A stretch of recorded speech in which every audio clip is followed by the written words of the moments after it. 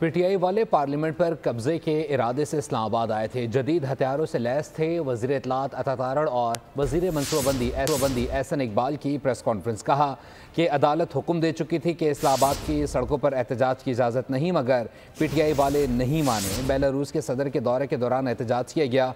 उन्होंने सवाल उठाया कि इस्लामाबाद में सियासी जमात के एहतजाज में अफगान शहरी क्या कर रहे थे।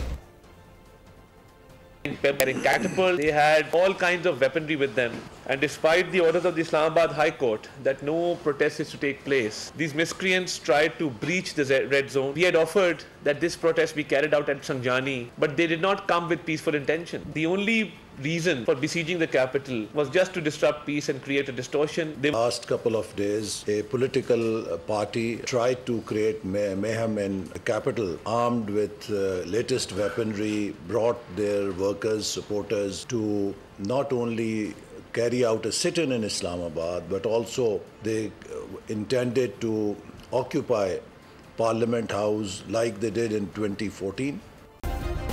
सब्सक्राइब करें और बेल दबाएं ताकि कोई खबर रह न जाए।